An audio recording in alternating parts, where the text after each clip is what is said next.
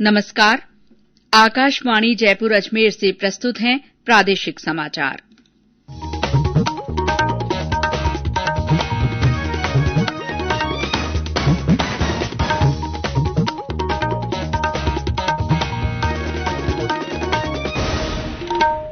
मुख्य समाचार।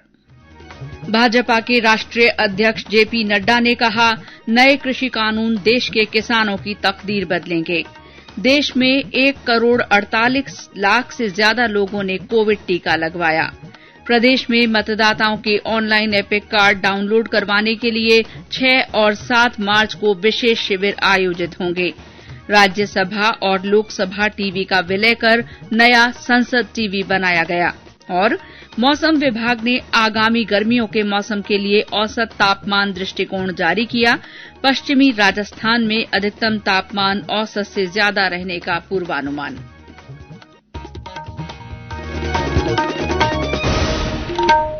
समाचारों के साथ मैं शीला चावला। कोविड-19 महामारी के खिलाफ देश एकजुट होकर लड़ रहा है। आप भी हमारे साथ सुरक्षा और बचाव के 3 आसान एहतियाती उपायों का संकल्प लें। मास्क पहनें, 2 गज की दूरी है जरूरी, सुरक्षित दूरी बनाए रखें, हाथ और मुंह साफ रखें। और अब समाचार विस्तार से। भाजपा के राष्ट्रीय अध्यक्ष जेपी नड्डा ने कहा है कि मोदी सरकार देश के हर पिछड़े वर्ग को मुख्य धारा में लाने का काम कर रही है। आज जयपुर में भाजपा की प्रदेश कार्य समिति की बैठक को संबोधित करते हुए उन्होंने कहा कि वर्षों से केवल किसान पर राजनीति हुई है। किसानों का भला करने का काम केवल नरेंद्र मोदी सरकार ने किया है। सरकार द्वारा कृषि सुधार के लिए लाए गए कानून देश के किसानों की तकदीर बदलेंगे। श्री नड्डा ने कहा कि प्रधानमंत्री स्पष्ट कर चुके हैं कि वे बातचीत को तैयार हैं। विपक्षी पार्टियों पर प्रहार करते हुए श्री नड्डा ने कहा कि विपक्षी दलों के तर्क समय के साथ बदल जाते हैं और वे कृषि कानूनों पर राजनीति कर रहे हैं। ये जो रिफॉर्म्स है, ये रिफॉर्म्स किसान की तस्वीर और तकदीर बदलेगा, इस बात की हमको गारंटी है। और उसके बावजूद भी प्रधानमंत्री ने कहा हम बातचीत के लिए तैयार है। प्रधानमंत्री जी ने कहा कि ये ऑप्शनल है, करना चाहो करो, न चाहो न करो, ये तुम्हारी मर्जी। हमारे प्रधानमंत्री जी ने स्पष्ट कहा है हम वार्तालाप के लिए तैयार हैं। आप इसमें से बताओ क्या चीज इसमें से सुधार करने की जरूरत है, हम करेंगे। किसान हमारे अन्नदाता है, उनको मुख्य धारा में शामिल करना हमारी जिम्मेवारी है। श्री नड्डा ने कहा कि कोरोना ने कई देशों के नेतृत्व पर प्रश्न चिन्ह खड़ा कर दिया। वहीं प्रधानमंत्री नरेंद्र मोदी ने देश में समय पर लॉकडाउन लगाकर देश को बचाया। उन्होंने कहा कि प्रधानमंत्री के नेतृत्व में सबसे बड़ा टीकाकरण अभियान चलाया जा रहा है। अभी वैक्सीनेशन के लिए क्यों बाकी देश वैक्सीनेशन की पहल नहीं कर पाए?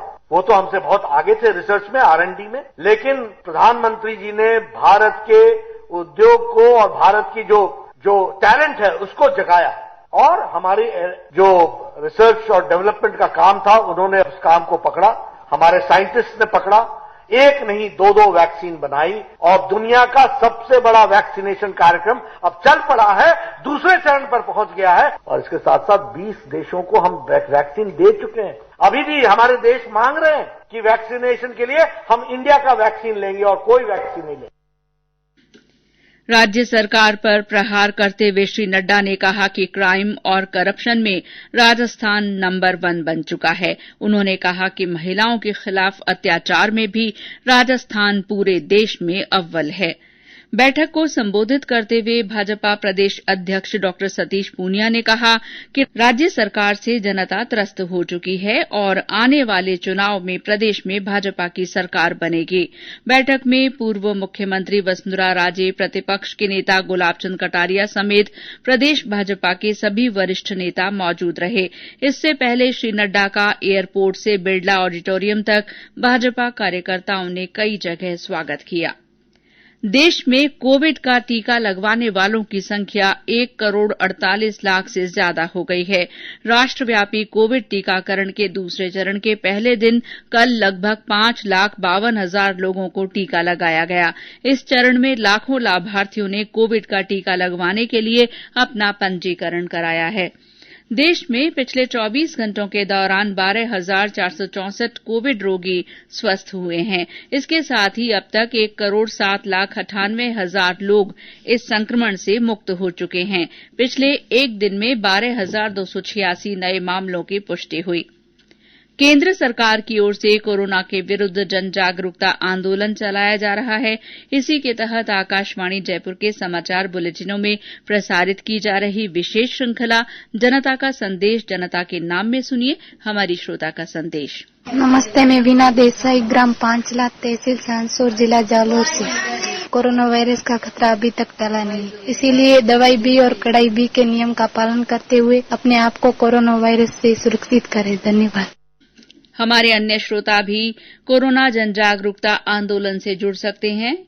साथ ही जो लोग कोविड टीका लगवा चुके हैं वे भी अपने अनुभव साझा कर सकते हैं।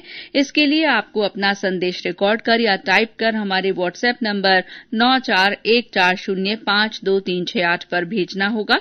चयनित संदेशों को आगामी बुलेटिनों में शामिल किया जाएगा। ये समाचार आकाशवाणी जयपुर अजमेर से प्रसारित किए जा रहे हैं।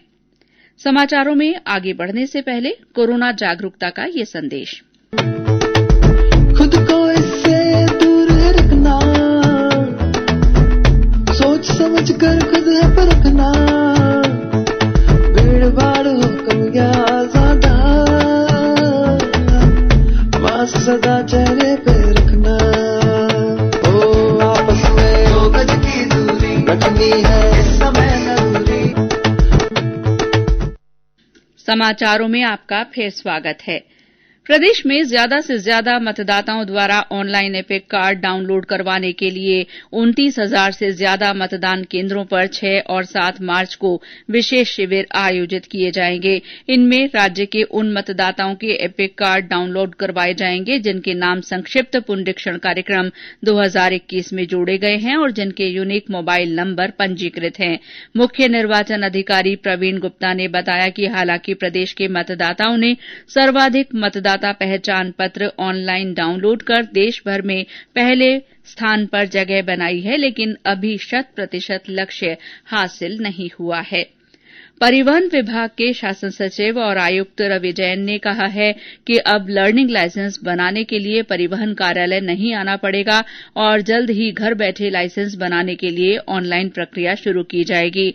आज फेसबुक लाइव के जरिए जनता से रूबरू होते हुए श्री जैन ने बताया कि वाहनों में महिला सुरक्षा के लिए जल्द ही पैनिक बटन लगाए जाएंगे। उन्होंने अपील की कि सड़क दुर्घटना में घायल को तुरंत अस्पताल पहुंचाएं। अब सरकार ऐसे व्यक्तियों को प्रोत्साहन राशि भी देगी। श्री जैन ने बताया कि राज्य सरकार ने एमनेस्टी योजना में बकाया करों पर ब्याज और पेनल्टी में 100% छूट दी है। वाहन ऑपरेटर्स 31 मार्च 2021 तक अपने बकाया कर जमा करा सकते हैं। राज्यपाल कलराज मिश्र ने कहा है कि औद्योगिक संगठनों को नए स्टार्टअप शुरू करने की चाह रखने वाले युवाओं का सहयोग कर उन्हें प्रोत्साहित करना चाहिए। उन्होंने कहा कि अर्थव्यवस्था को गति देने और रोजगार सृजन के लिए इस तरह के प्रयास जरूरी है। आज राजस्थान उद्योग परिसंघ द्वारा आयोजित राजस्थान बिजनेस कॉन्क्लेव को राजभवन से ऑनलाइन संबोधित करते हुए राज्यपाल ने कहा कि तकनीकी प्रबंध और उच्च शिक्षा में पढ़ रहे युवाओं का उनकी योग्यता के अनुरूप कौशल विकास करने में भी औद्योगिक संगठन अपनी भूमिका निभाएं। राज्यसभा और लोकसभा टीवी का विलय कर संसद टीवी बना दिया गया है। भारतीय प्रशासनिक सेवा के सेवानिवृत्त अधिकारी रवि कपूर को संसद टीवी का मुख्य कार्यकारी अधिकारी नियुक्त किया गया है। संसद टीवी लोकसभा और राज्यसभा की कार्यवाही का सीधा प्रसारण 2 अलग अलग चैनलों पर करेगा। दोनों चैनलों के एकीकरण के बारे में गठित समिति की रिपोर्ट के आधार पर राज्यसभा के सभापति एम वेंकैया नायडू और लोकसभा अध्यक्ष ओम बिरला ने संयुक्त रूप से ये निर्णय लिया है। और अब मौसम। प्रदेश में आज कई स्थानों पर तापमान में 3 से 5 डिग्री सेल्सियस तक की गिरावट हुई है। इससे पारे की रफ्तार पर रोक लगी है। आज माउंट आबू में पारा 8.4 डिग्री से गिरकर 4 डिग्री सेल्सियस पर आ गया। वहीं राजधानी जयपुर में न्यूनतम तापमान करीब 4 डिग्री गिरकर 14.8 डिग्री सेल्सियस दर्ज हुआ। मौसम विभाग ने आने वाले सप्ताह में मौसम शुष्क बने रहने की संभावना जताई है। इस बीच विभाग के निदेशक राधेश्याम शर्मा ने बताया कि आगामी गर्मियों के दौरान इस बार तापमान औसत से ज्यादा रहने की संभावना है। आने वाले समर सीजन के लिए मौसम विभाग के द्वारा टेम्परेचर आउटलुक यानी कि तापमान दृष्टिकोण जारी किया गया है। इस आउटलुक के अनुसार इस समर सीजन में राजस्थान में औसत अधिकतम तापमान सामान्य से अधिक रहने की संभावना दर्ज की गई है। पश्चिमी राजस्थान की यदि बात करें तो पश्चिमी राजस्थान में औसत से 0.42 डिग्री सेल्सियस ज्यादा टेम्परेचर दर्ज हो सकता है। वहीं औसत अधिकतम तापमान पूर्वी राजस्थान में 0.32 डिग्री सेल्सियस दर्ज हो सकता है। इसके अलावा न्यूनतम तापमान की यदि बात करें तो पूरे ग्रीष्म ऋतु के दौरान राजस्थान के ज्यादातर भागों में न्यूनतम तापमान औसत के आसपास दर्ज होने की संभावना है। दौसा जिले के लालसोट क्षेत्र में आज स्कूली बस और ट्रक की टक्कर में 12 बच्चे घायल हो गए, जिनमें से 7 को लालसोट के अस्पताल में उपचार के लिए भर्ती करवाया गया। धौलपुर पुलिस ने आज मुकेश ठाकुर गैंग के 2 सक्रिय सदस्यों को गिरफ्तार कर बड़ी सफलता हासिल की है। धौलपुर में आज पुलिस महानिदेशक भरतपुर रेंज प्रसन्न कुमार खमेसरा और पुलिस अधीक्षक केसर सिंह शेखावत ने प्रेस वार्ता में बताया कि इन दोनों पर 90,000 रूपये के इनाम घोषित थे।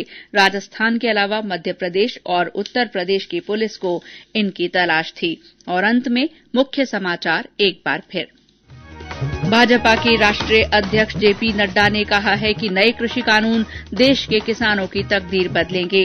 देश में 1 करोड़ 48 लाख से ज्यादा लोगों ने कोविड टीका लगवा लिया है। प्रदेश में मतदाताओं के ऑनलाइन एपिक कार्ड डाउनलोड करवाने के लिए 6 और 7 मार्च को विशेष शिविर आयोजित होंगे। राज्यसभा और लोकसभा टीवी का विलय कर नया संसद टीवी बनाया गया है। और मौसम विभाग द्वारा आगामी गर्मियों के मौसम के लिए औसत तापमान दृष्टिकोण जारी किया गया। इसके अनुसार इस बार गर्मियों में पश्चिमी राजस्थान में अधिकतम तापमान औसत से ज्यादा रहने का पूर्वानुमान है। इसी के साथ प्रादेशिक समाचार बुलेटिन समाप्त हुआ। नमस्कार।